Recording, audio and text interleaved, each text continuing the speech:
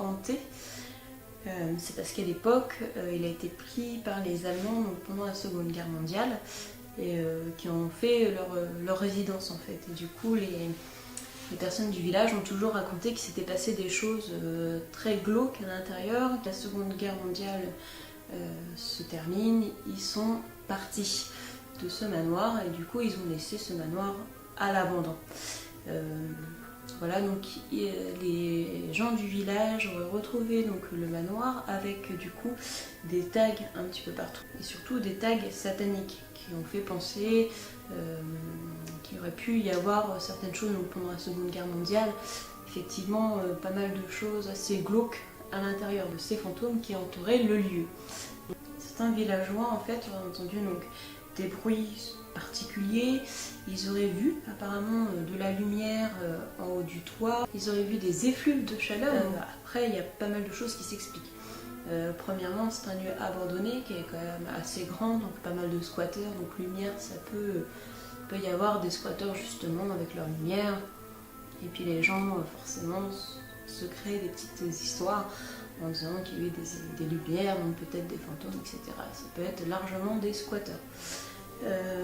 Pour les bruits, c'est une très vieille bâtisse, ça travaille généralement. Ensuite, à savoir, il y a de l'eau en fait qui passe par-dessous cette bâtisse et du coup, donc, qui peuvent d'une provoquer des bruits, qui peuvent provoquer au niveau aussi de la chaleur, qui peuvent provoquer de la buée, etc. Donc pourquoi pas les flux de chaleur.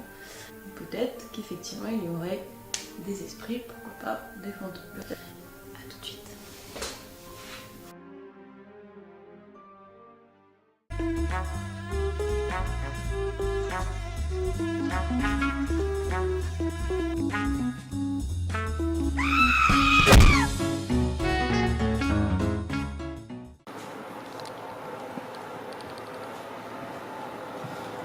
Alors un petit manoir bien sympathique, pas grand chose dedans, mais j'avoue que la vue est plutôt sympa. Petit balcon, tranquille. Découvrons ensemble ce petit manoir.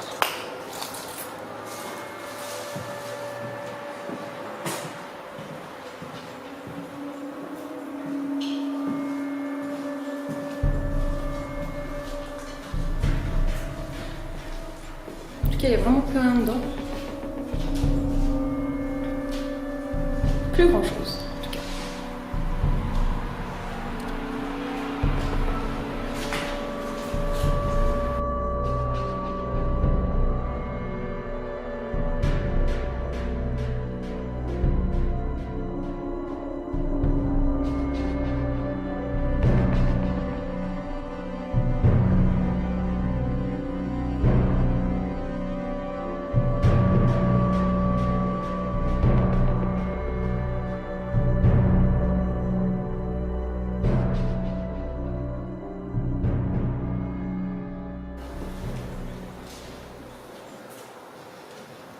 Superbe vue par contre. Il est vide, archi vide. Il n'y a plus rien. Il n'y a plus rien, mais c'est la vue qui est magnifique avec le balcon, la mer.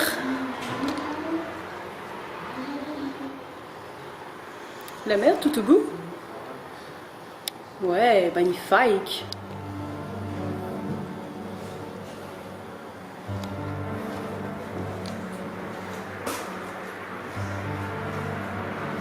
C'est vraiment une ruine. Attends. C'est mon truc qui va pas tenir. Salut! Ah putain, ça craint. Bon, bah, ça, c'est plus lisse.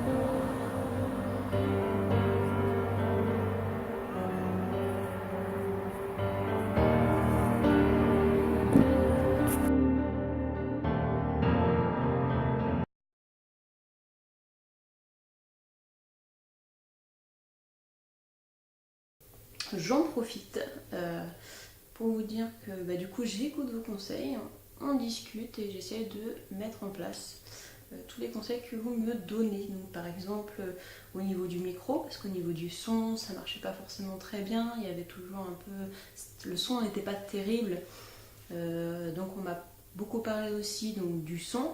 Donc j'ai acheté un micro que je viens de recevoir d'ailleurs.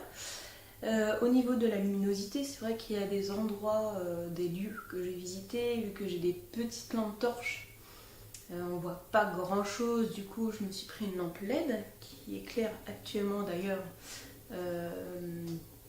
donc voilà. J'essaye de parler en face de la caméra et pas à côté, de regarder ce que je filme, qui est très compliqué pour quelqu'un qui est plutôt timide en général. Mais voilà, donc à savoir, j'espère que j'espère que vous en prenez conscience. Je prends vraiment vos conseils à cœur et j'essaie de les mettre en avant, les mettre en place petit à petit. Et en tout cas, merci beaucoup de me suivre parce que vous êtes déjà 172, je crois. Et du coup, ça me fait vraiment très plaisir. Moi, ça me suffit largement. En tout cas, j'espère que mes vidéos continuent à vous plaire. Et puis voilà, on se voit très vite. À bientôt.